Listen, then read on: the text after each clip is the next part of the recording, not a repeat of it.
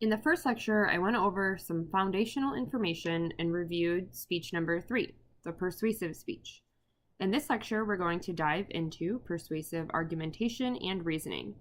Full disclaimer, I rearranged the textbook information to fit it into what I thought was a more logical order. I also sprinkled the material with what I've learned from teaching this course in the past. Today, I want to talk to you about what makes a message persuasive. Every day, we are bombarded with persuasive messages. I'm trying to persuade you to listen to me, to do well on your assignments, and to care about public speaking. When you use social media, turn on the TV, or really want to eat at a particular restaurant, you're using persuasion. The book will provide some ancient ideas from philosophers like Aristotle that still hold true today, as well as a more modern way to construct an argument. First, I'm going to discuss Toulmin's model, then we'll review ethos, logos, and pathos, before finishing up with several common fallacies used when arguing. I've put together this handy flowchart which represents Toulmin's model.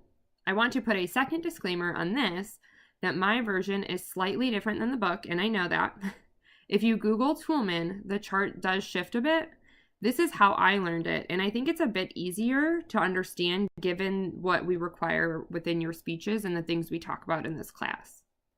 Okay, so now back to the regularly scheduled programming.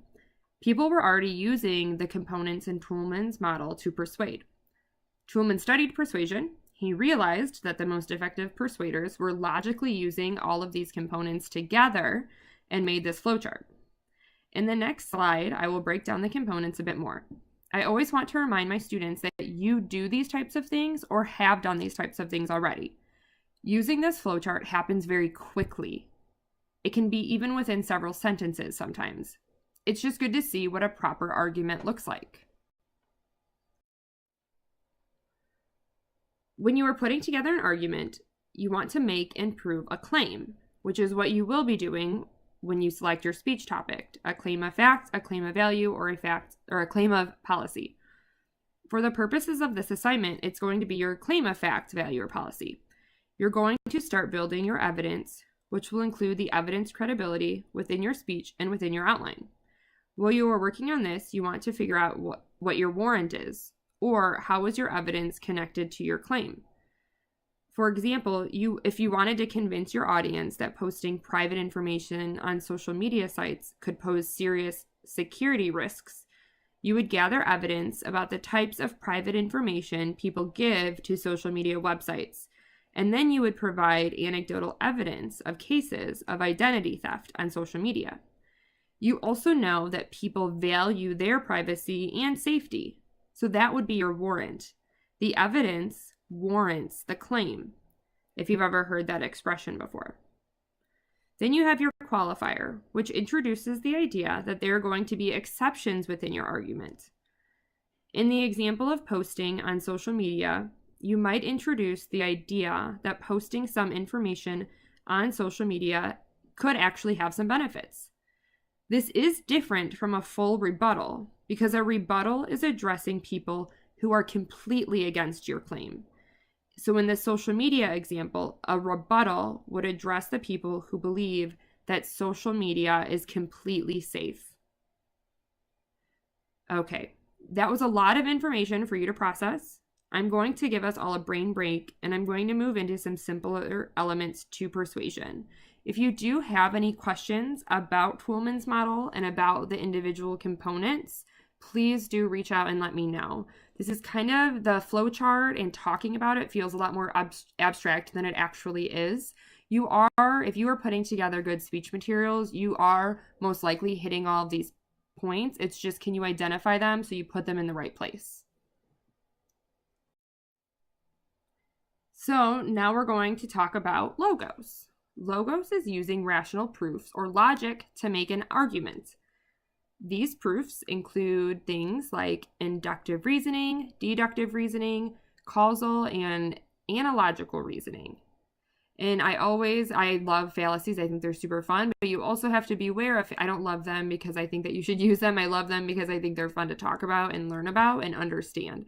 But you need to be aware of using fallacies when you're putting together a logical argument, because it's very easy to just want to rely on a fallacy to prove a point instead of actually doing the legwork yourself. So inductive versus deductive reasoning, very easy to get confused. So read about it. If you're an auditory learner, listen to me talk about it. If you're a visual learner, look at my examples here. I like to draw, if I actually have a board, I like to draw these out and draw the triangles out for students to see.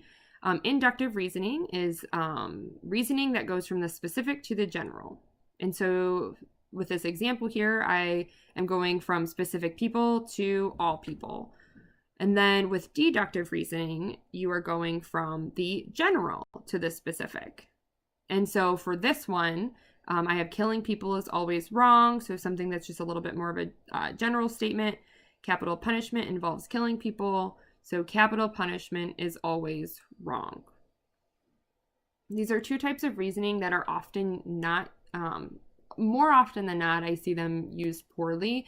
It's always easier to find examples of these where they seem very poorly put together or silly ways to argue. But they are very common, and they can easily become a fallacy instead of becoming a valid way to put together an argument. But they are used, and when they are used well, they can be very powerful in putting together a logical argument for your speeches. The other types of reasoning that the book talks about is analogical reasoning, which would be comparing a complex situation with a similar situation that may simplify your argument to your audience. So for an example I have, say that you were trying to argue that there should be a plastic bag tax. So when somebody goes to the store, if they don't bring their own bags, they have to use the plastic bags, they have to pay a tax. So some way to provide some reasoning to your audience to convince them they should listen. You could say a plastic bag tax has already been successfully deployed in West Coast cities like Portland and Seattle. Therefore, St. Louis should also institute a plastic bag tax. Again, it's just one sentence, but it's letting your audience know, hey, this has already worked somewhere before, and they might be intrigued and want to know more about what that looks like. And then there's also using figurative analogies, which is using metaphors to identify two things that are not alike. And so an example that I thought of for this one would be maybe comparing the signing of a document to signing a promissory note at a bank. So, people sign the Constitution. That's what I'm thinking about when you're comparing signing the document, something kind of high level like that, and what it means to have their signature on that document. So some fallacies to avoid when you are putting together logical reasoning and putting together a persuasive speech include hasty generalization, which is when your inductive or deductive reasoning goes wrong, false cause or post hoc, which is showing that there is causation without correlation, ad hominem, which is attacking a person's character, very commonly probably seen in the last few months with political ads. Bandwagon, so everyone is doing it, so you should do it too, which might sound very childish, but is actually used very effectively a lot of the time. You'll see a lot of, beer commercials and things like that who are trying to convince you that you should be doing it because other people are too. Slippery slope, which is some event will initiate a steep slope to disaster, so it's a little bit of a fear tactic to convince your audience to do something. False dilemma. There are only two answers or either or, so you make it seem like if your audience doesn't listen to you on this topic, there's only, this is your answer or it's this or that, and that's the only two possible ways to get, to do something or something like that. And so, again, it's a little bit of a fear tactic. You don't give your audience a lot of options, but we all know that there are many ways to do things. There are not just two ways. Appeal to authority is somebody famous is doing it. Again, you see this pretty commonly in commercials where, Peyton Manning is hawking a product. So they're trying to convince you to buy a product, even if they actually have nothing to do with it, because he's really good at playing football, but he's trying to sell you insurance, and then you get insurance because Peyton Manning told you to, and there's really no reason to get it because he told you to. You should just have insurance because it's important. And then red herring is when you introduce irrelevant information into an argument. So you're arguing with somebody and they kind of just swing it in a weird direction that you didn't know it should have gone that way in the first place. That could be a red herring where they're just kind of trying to make you think about something else. So these are the types of fallacies you want to avoid. I always will be talking about them in the discussions. You'll be looking at things like this and ethos, logos, pathos in the upcoming week. They are, again, I think they're really fun to talk about. I think they're really fun to review. They are not things you should have in your speech, so it's also good to know about them for those purposes. And then just thinking about being an ethical communicator and thinking about being a critical consumer and a critical listener and a critical thinker. And so it's really important to understand that these fallacies do exist. And unfortunately, in our society, they are used very commonly to put out messaging to audiences. It's very common to see multiple fallacies throughout the day. If you really start focusing on all of the messages being thrown your way, you'll start to see them very quickly.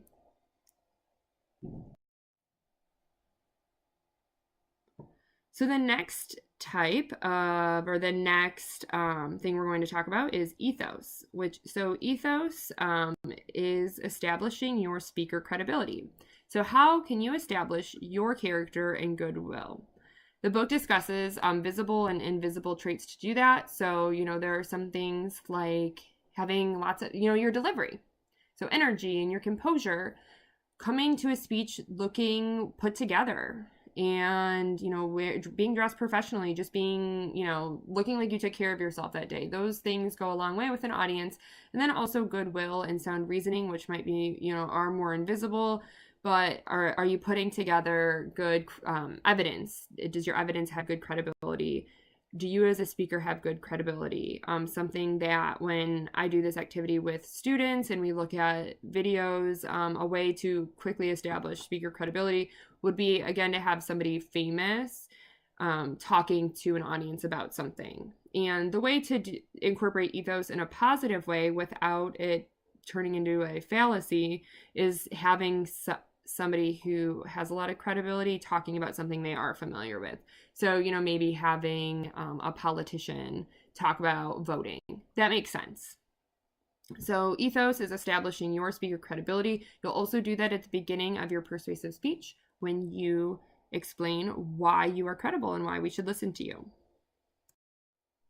And then the third thing I'm going to be discussing is pathos.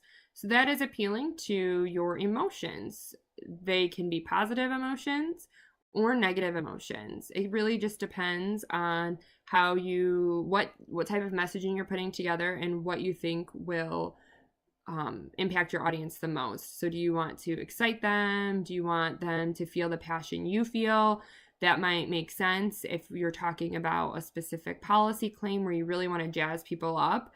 Or negative emotions, maybe going back to animal testing is inhumane. So maybe you really want to appeal to the sad, you don't want to get a whole bunch of people depressed, but maybe for a brief moment, you really want to make them feel sad and make them feel bad because you want them to feel how the animals feel when they're going through that. So there are lots of different ways. Again, look at commercials, think about all of the different types of emotions that they're trying to get you to feel. And that is a director using pathos to appeal to an audience. And then the book also discusses Maslow's hierarchy of needs. So that is something, again, you can think about. It's not something that I've ever really talked about or taught on, but the hierarchy of needs are, they can be important, and you want to touch on those when you are putting an emotional appeal within your speech. So that is all I've got for today. I've already maybe gotten you to hang on for the almost 15 minutes that this is going. I know that I rushed through things and I didn't get to go super in depth on things, but I never know how much people are actually listening, and I do want you to retain some level of information. It's also a little bit harder when these videos aren't right directly in front of you.